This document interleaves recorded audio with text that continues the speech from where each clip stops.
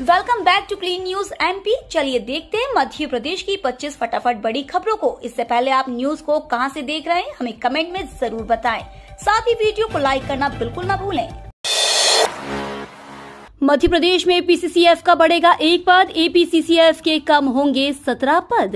रीवा और उज्जैन की हवाई पट्टी की लंबाई बढ़ाई जाएगी। साथ ही देवास जिले के चाचौड़ा ग्राम में ग्रीनफील्ड एयरपोर्ट का निर्माण प्रस्तावित है। इसके लिए भूमि का चिन्हांकन भी हो गया है। योजना पर जल्द ही अमल किया जाएगा। यह बात मुख्यमंत्री शिवराज सिंह चौहान ने कही। परिवहन विभाग की पहली तबादला सूची जारी। राज्य शासन ने परिवहन विभाग की पहली तबादला सूची जारी कर दी है। 13 क्षेत्रीय, जिला और सहायक क्षेत्रीय परिवहन अधिकारियों को बदला गया है। संभावना जताई जा रही है कि दशहरा अवकाश के बाद कुछ सूची और आए। इन अधिकारियों को 7 दिन में कार्यभार ग्रहण करने के निर्देश दिए गए हैं। पन्ना की रत्न गर्भा धरती ने किया गृह लक्ष्मी को मालामाल। खदान से मिला 9.64 कैरेट का हीरा। मध्य प्रदेश के पन्ना जिले की रतन गर्भा धरती ने गृह लक्ष्मी को आज मालामाल कर दिया है। हीरा की खदानों के लिए प्रसिद्ध पन्ना जिले की उथली खदान से इस महिला को 9.64 कैरेट वजन का बेशकीमती हीरा मिला है, जिसकी अनुमानित कीमत 40 लाख रुपए से अधिक की आंकी जा रही है। यह नायाब हीरा मीना देवी पति राणा प्रताप सिंह निवासी नोएडा को खदान भरका गांव सिरस्वाहा के अंतर्गत हीरा खदान में मिला है। कर्मचारियों अधिकारियों को बड़ा तोहफा, मिलेगा उच्च वेतनमान का लाभ। मध्य प्रदेश के बिजली कर्मचारियों अधिकारियों के लिए खुशखबरी है।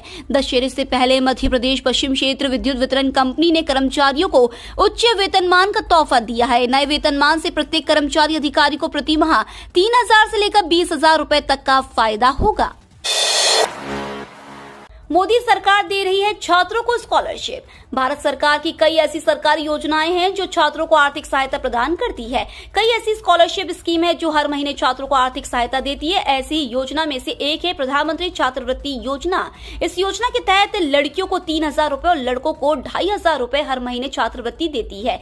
इस योजना के लिए आवेदन करने की तारीख शैक्षणिक वर्ष 2022-23 के लिए निर्धारित कर दी गई है।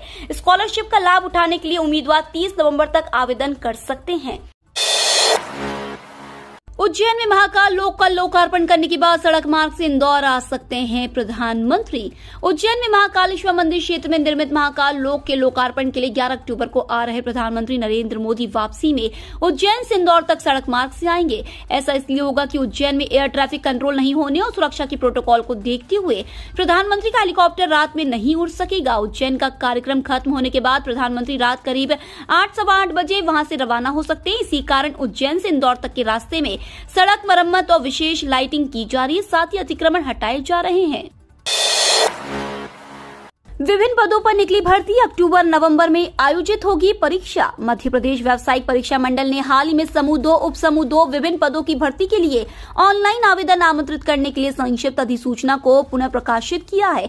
एमपीपीबी ग्रुप 2, सब ग्रुप 2 विभिन्न पोस्ट 2022 के लिए ऑनलाइन पंजीकरण प्रक्रिया 8 अक्टूबर 2022 से शुरू होगी। इसके लिए अक्टूबर नवम्बर में परीक्षा आयोजित होगी। एमपी के इन 3 जिलों में शुरू हुई डेयरी प्लस योजना। मध्य प्रदेश सरकार द्वारा दुधारू पशु खरीदने एवं डेयरी की स्थापना करने डेयरी प्लस योजना लेकर आई है। इसकी शुरुआत प्रदेश के 3 जिलों से शुरुआत की गई है। योजना से जुड़ने वाले किसानों को 75% सब्सिडी दी जाती है। सरकार का मानना है कि प्रदेश में दूध का उत्पादन बढ़ाया जाए। इससे लोगों को जहां रोजगार मिलेगा वहीं किसानों की आय भी दोगुनी होगी। किसानों के लिए पशुपालन करना बहुत ही सहज और सस्ता कार्य होगा। जबलपुर होकर जाएगी पटना सिकंदराबाद स्पेशल ट्रेन 27 अक्टूबर से। रेलवे द्वारा दीपावली छठ पूजा त्योहार के अवसर पर यात्रियों की सुविधाओं को ध्यान में रखते हुए अतिरिक्त यातायात क्लियर करने के उद्देश्य से पटना सिकंदराबाद पटना के मध्य 3 ट्रिप साप्ताहिक स्पेशल ट्रेन चलने का निर्णय लिया है। यह गाड़ी पमरे के सतना, कटनी, जबलपुर, पिपरिया एवं इटारसी स्टेशनों से होकर गंतव्य को जाएगी।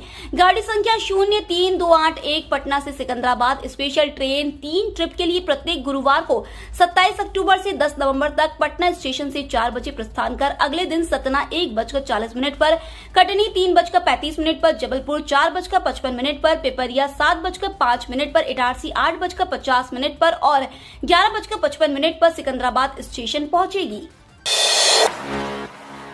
भोपाल एयरपोर्ट पर गरबे की थाप पर थिरकते नजर आए यात्री। मध्य प्रदेश के भोपाल शहर में इंडिगो की भोपाल से अहमदाबाद जा रही फ्लाइट लेट होने पर एयरपोर्ट का नजारा कुछ अलग सा देखने को मिला। जैसा कि आप सभी जानते हैं, नवरात्रि का त्योहार चल रहा है और आज नवरात्रि का 9वां दिन है। ऐसे में फ्लाइट लेट होने पर एयरपोर्ट पर इंडिगो के स्टाफ ने यात्रियों के साथ गरबा खेलना शुरू कर दिया, जिसका एक वीडियो सोशल मीडिया पर काफी तेजी से वायरल हो रहा है।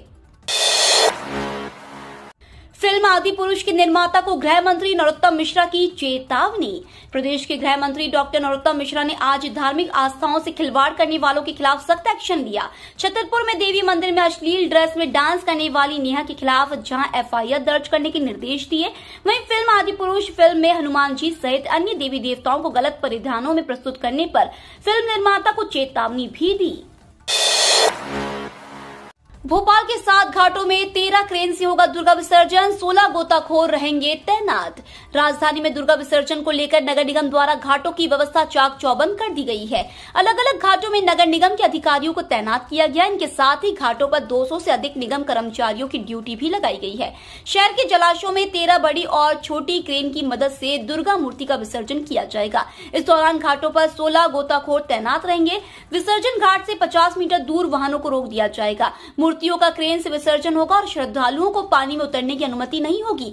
विसर्जन के दौरान हर घाट पर विभिन्न सुरक्षा संसाधनों का इंतजाम कर दिया गया है। सरकारी दुकानों से राशन लेने के नियमों में हुआ बड़ा बदलाव। खाद्य एवं सार्वजनिक वितरण विभाग के अनुसार इस समय देश भर में 80 करोड़ लोग नेशनल फूड सिक्योरिटी एक्ट का लाभ उठा रहे हैं। इनमें कई लोग ऐसे भी हैं जो आर्थिक रूप से संपन्न हैं। इसे ध्यान में रखते हुए सार्वजनिक वितरण मंत्रालय मानकों में बदलाव करने जा रहा है। दरअसल अब नए मानक को पूर्णतः पारदर्शी बनाया जाएगा ताकि किसी तरह की गड़बड़ी न हो सके। पेट्रोल डीजल की कीमतों ने पकड़ी एमपी में रफ्तार। इंटरनेशनल मार्केट में कच्चे तेल की कीमतों में लगातार राहत जारी है। इसके बावजूद देश में पेट्रोल और डीजल की कीमतों में कुछ खास बदलाव नहीं हो रहे हैं।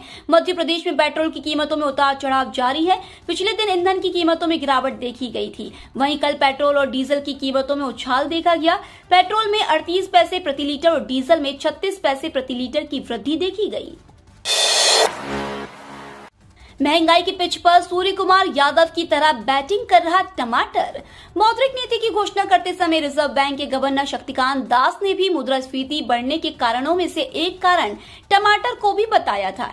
महंगाई की पिच पर पिछले 1 साल से टमाटर सूर्य कुमार यादव की तरह धुआंधार बैटिंग कर रहा है। उपभोक्ता मंत्रालय की वेबसाइट पर दिए गए ताजा आंकड़ों के मुताबिक टमाटर के औसत भाव में 35.34% का उछाल आया है। चीन में ताला लगाने को तैयार है भारत। 100 लाख करोड़ रुपए खर्च करने का है प्लान।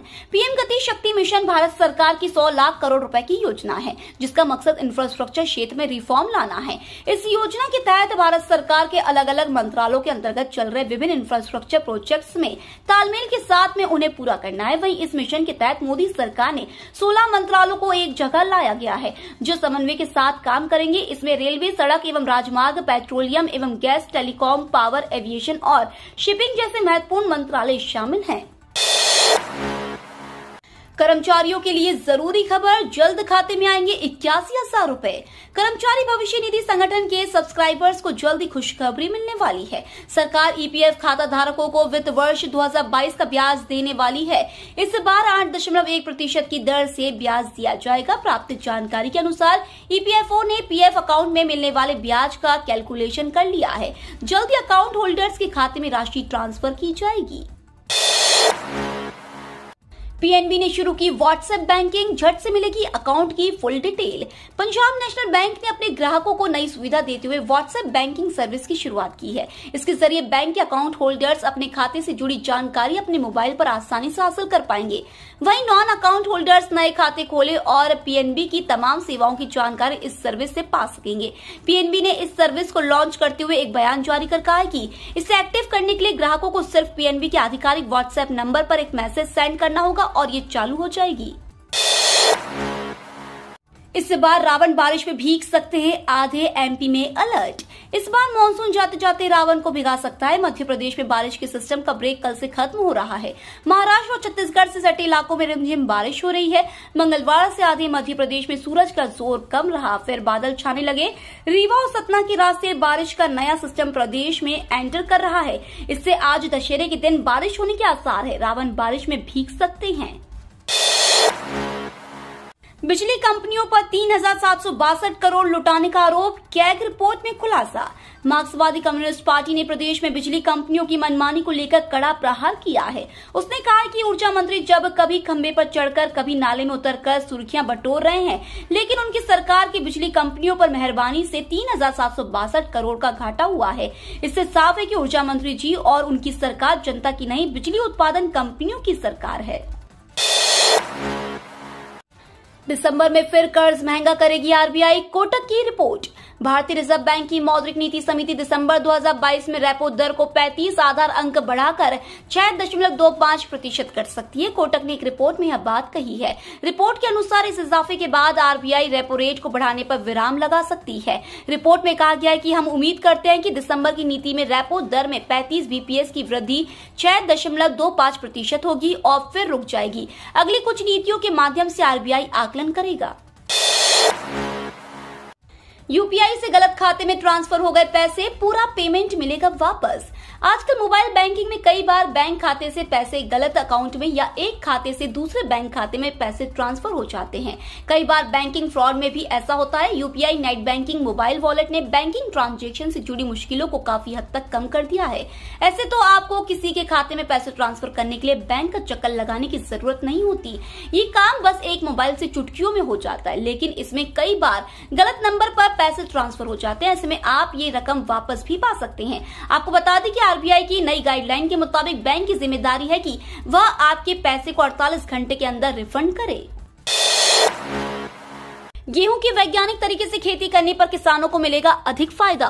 गेहूं की सिंचित अवस्था देरी से बुआई के लिए HD 2985, WA 544, राज 3765, PBW 373, DBW 16, WH 1021, PBW 590 और UP 2435 प्रमुख है। इसी के साथ देरी से बुआई के लिए HD 2932, Pusa 111, GL 788, Vidisha Pusa Ahilya HI 1634, JW 1202, JW 1203, MP 3336, राज 4238 किस्में भी अच्छी मानी जाती है। किसान भाई पछेती गेहूं की बुआई 31 दिसंबर तक अवश्य कर दे।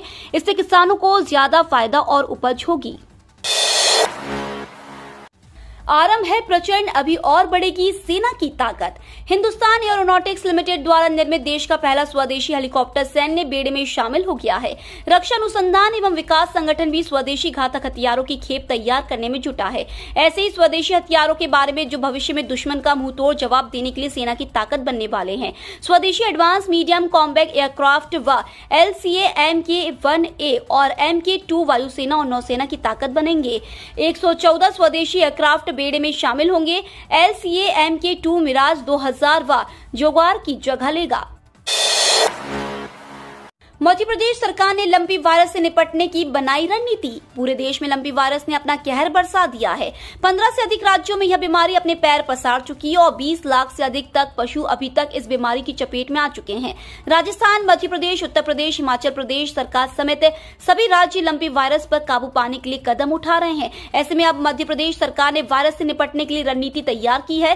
केंद्र सरकार ने प्रदेश सरकार को करीब 14 lakh goat pox vaccine supply की है, जिन्हें सभी जिलों में मौजूद पशुओं को लगाया जाएगा, जिसके लिए राज्य सरकार ने कुछ सेंट्रल पॉइंट भी बना दिए हैं। ये तो थी आज की 25 फटाफट बड़ी खबरें। अगर आपको न्यूज पसंद आई हो तो चैनल को सब्सक्राइब करना ना भूले। धन्यवाद।